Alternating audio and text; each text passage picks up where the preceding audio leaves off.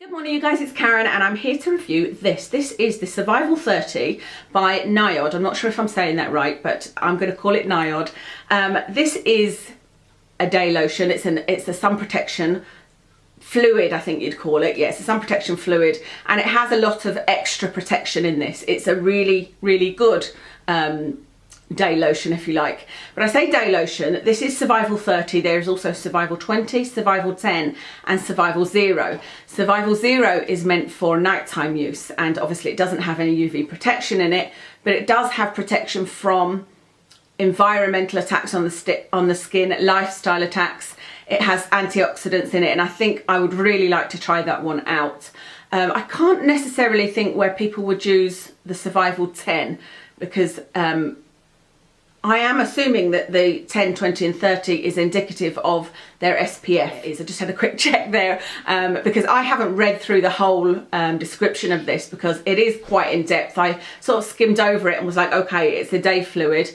Yeah, like I said, I'm not sure about this SPF 10 other than if you already use an SPF, you might want to use this for the additional ingredients in this. There are some really good ingredients in here that have extra protection abilities and I think would probably complement another SPF, but you'd have to use a higher SPF than 10.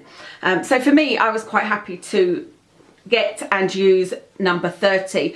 I've been using it just to try it out, but on a really sunny day I wouldn't use this. I would use something much higher, but this would be a great one to use daily if you were working in an office and, you know, just outside in the sun a little bit. As usual, I'll go through the description and the claims and tell you what I think, but a big part of this description is going through every single ingredient, and I don't think that would be useful for you because they're all basically saying the same thing, that they are providing extra protection, and it's just more details on their summary. So I'll read you their summary. There is some really good information here though that I think is worth reading. So it says the Survival is a range of 4 networked protection systems, so that's where there's 30, 20, 10 and 0, with technologies that help support healthy skin defences against environmental and lifestyle related assaults. Despite their lightweight texture, these formulations offer a broad selection of advanced technologies to target the effects of oxygen radicals, including the superoxide radical, nitrogen radicals, carbonyl radicals, glycation and advanced glycation end products, pollution, smog, stress, infrared and blue light. So there's quite a large amount of protection going on in these products.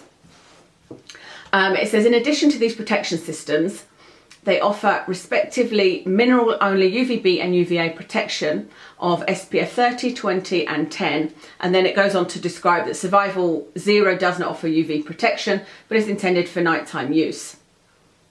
It does say Survival 0 can be used during the day alongside other sun protection formulations that may not offer environmental protection beyond UV. Okay, let's talk about the product, whether it's the lightweight texture and the price, etc. It's £25 in the UK. I got mine from Victoria Health.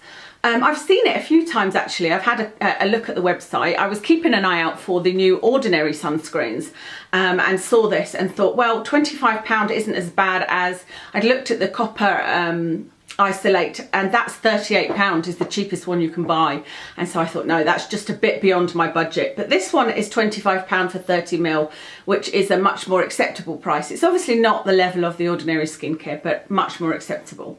So it was showing as pre-order only, and so I kept on avoiding it because I thought, well, I'll wait until it comes in stock. But then I bought 2 other products. One was the new vitamin C from The Ordinary, which I will be reviewing, and 2 was another NIOD product that I can't remember the name of. I've literally only used it twice, but it's a kind of bronzing highlighter. It's more of a makeup type product. I ordered those 3 products, and to my surprise, they arrived, I can't remember if it was the next day or the day after. I've only had them 2 days, but I've got the Survival 30, obviously I'm reviewing it, but it's still showing on the Victoria Health as pre-order only. So I don't know whether that's just a protection thing from their side in case they run out, or they've just not updated the website yet, but yeah, it seems to be available.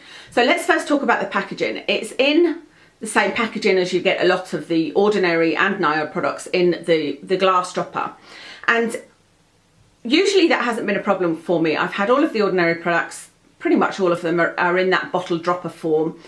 But this is very, very lightweight. I agree, they've said it's a lightweight texture. It's lightweight in every aspect. So if I lift this up from the bottle, the minute you move it away, it starts dropping off. And can you see where I've moved it back again? It's dripped all over the bottle. So I guess what you'd need to do is hold it over your hand or hold it over your face, wherever, until it stopped dripping. And I don't need to put any pressure on this dropper to get some out. And then it's one of these that you're getting a lot around the edge. And that really bothers me. These kind of things really bother me. So I end up sort of using what's around the lid like this. But it's just a very, very messy way of doing things. And I've only used this twice, and like I said, I've spent a lot of time kind of cleaning up and spilling it on myself, and so I don't like the packaging. I'm not sure what would have been the best packaging for this. I was just going to show you the colour, but let me read the full title of this. It says, high UV protection, silicone-dispersed UV minerals in a networked defence system, designed for all skin tones. So basically a day lotion, but this is the colour, and I love the colour. I saw it and was like, oh wow, I love that, because it reminds me of the Dr. Jart CC creams. You know how I loved how neutral that colour was, and that's what this looks like. It's just the perfect neutral colour. However, don't be put off if you have extremely light skin, because there's no pigment in this whatsoever.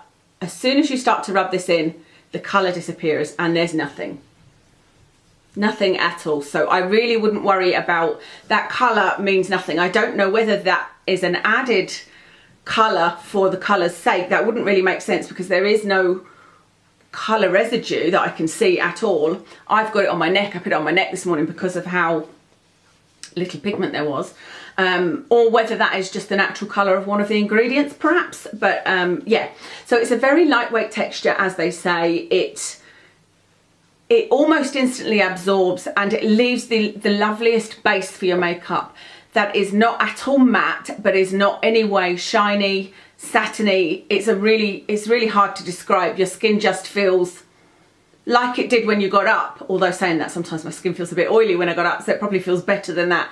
But it doesn't, it feels like you've put nothing on. It feels really nice. It sinks in, and yeah, lovely base for makeup, because that was my concern. So I used it yesterday.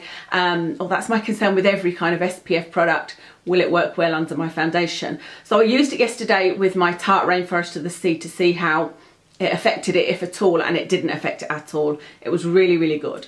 Brief interlude there. I had to take Watson to get his stitches out, so if I look a bit dishevelled, that's why. So I was saying it was great under the Rainforest of the Sea foundation. Today I've got it under a new foundation I'm using, and it still feels fine. I really don't think it will affect a foundation. Like I said, it absorbs, feels lovely going into the skin, and doesn't leave any kind of greasy residue or anything like that. It is mineral sunscreen, so it's titanium dioxide and zinc dioxide, so I'm quite happy with that, and that means it's good for sensitive skin. Obviously it's got silicones in it, so if you don't get on with silicones, you might not want to use this. The other ingredients, I've just had a quick look. There's a whole bunch of ingredients, absolutely nothing there that I have any concern about. I'm surprised to see it's got jojoba oil in it, and it is like way down on the ingredient list, but I just didn't expect there to be an oil in it, because like I said, it doesn't feel, it just absorbs wonderfully. However, that does explain that it feels very moisturising. It doesn't feel, my skin doesn't feel tight at all. It doesn't say to apply over moisturiser. It just says, the way it says to apply it is apply to face liberally before UV exposure, and then, you know, reapply. And it actually says there that they recommend you should use a factor of at least 30 whenever UV exposure occurs, which is why, like I said, I'm a bit confused about the number 10 one. I've never used a separate SPF lotion for daytime. I've always, for my body, yes, but for my face, I've always just used a day lotion with a high SPF in it. And so one of my concerns about this was, will it be moisturising enough? Because there are some that I've put on that leave my skin feeling tight, and that I need more of a moisturiser than that. And I've got a tricky type of skin, because I do have oily skin, and the things that I want to avoid are, I don't want a tacky feeling base. I want it to be a really good base for makeup. I want it to feel almost matte, but I also want it to not leave my skin tight. I want it to moisturise. And so I guess that's one of the ways that they've achieved that, is because of the jojoba oil in it. And I think that it would be perfect for normal skin, good for oily skin, and good for, I think it would be good for normal to oily, normal to dry. I don't know how it would work on very dry skin, because obviously it isn't a moisturiser, it is just UV protection, so you may want to use another moisturiser with it. You can see that I love it. The only downsides for me are the fact that it's so messy. Even there's more coming out of underneath the cap because of it being so liquidy, and there was some on my hands. So the packaging for me is not the best. And the only other downside really is the price. I know it's not super expensive. £25 for 30ml is, you know, up there in the sort of high-end range, but it's not a drugstore price, and it is something that you don't want to use it. It says apply liberally, you know, you don't want to use just a tiny bit. So I don't imagine this would last me very long. You don't need an awful lot, you know, it's not one of those that, like, you can put a little drop on and spread it over your face easily, but like I said, you do want to apply it liberally.